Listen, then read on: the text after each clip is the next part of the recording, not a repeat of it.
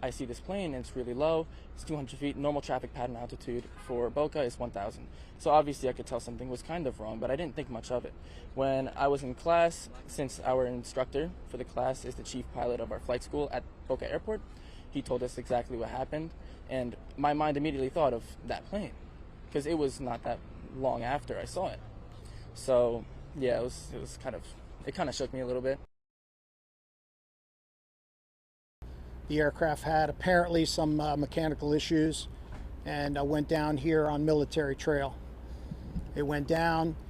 Also, there was a car on the ground.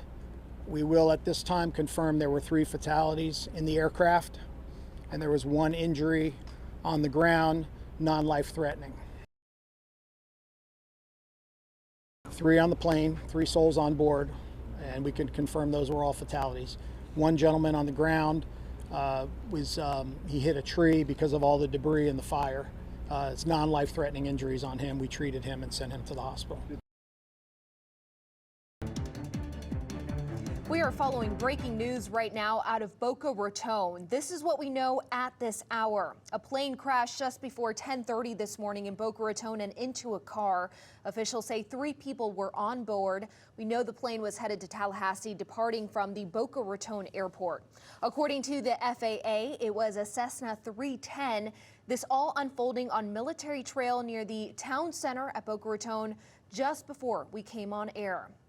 Let's take a live look right now at the traffic in the area. The I-95 overpass on Glades Road is closed to Military Trail. You can see traffic is backed up in that area. Right now, Boca Raton police say you need to look for alternate routes as officials continue to investigate exactly what unfolded here. Let's go straight out to Al Peffley live at the scene with what we know at this hour. Al. Well, we got here a short time ago. The police have not yet released any information, but we are getting some information from the FAA.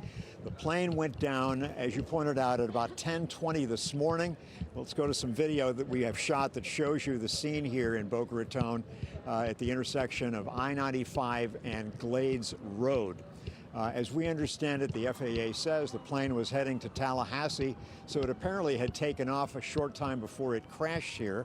We don't know exactly why it went down. We hope to find out more from the police or from the FAA in a short time. As you said, there were 3 people on board the plane. We do believe there are some fatalities, but we have not been able to confirm yet how many fatalities.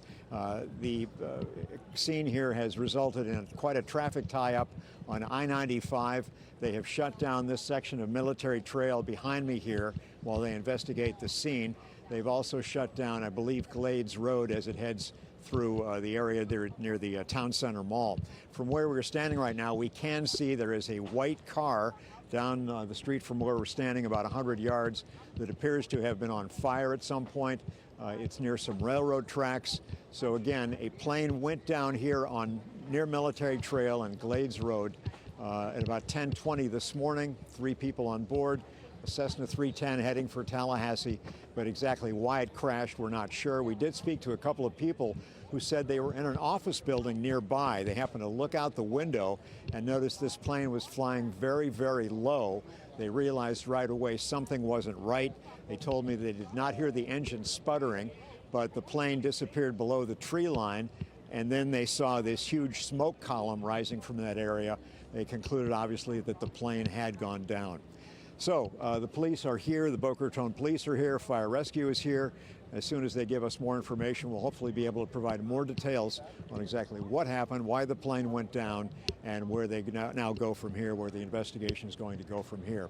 As soon as we have more information, we'll be certainly getting back to you on that.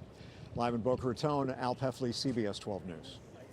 Al Peffley live at the scene for us. Of course, as soon as we learn new information, we're going to bring it to you both on air and online, CBS12.com. Stick with us as well as we continue to follow it throughout the day. This also causing impacts to major transportation in our area. Tri-Rail officials tell us that the trains north and south of the crash in Boca Raton will continue as scheduled, but they're going to be using buses to move people at the nearest stations impacted by this crash so that they can continue their trips. However, please expect delays in service today.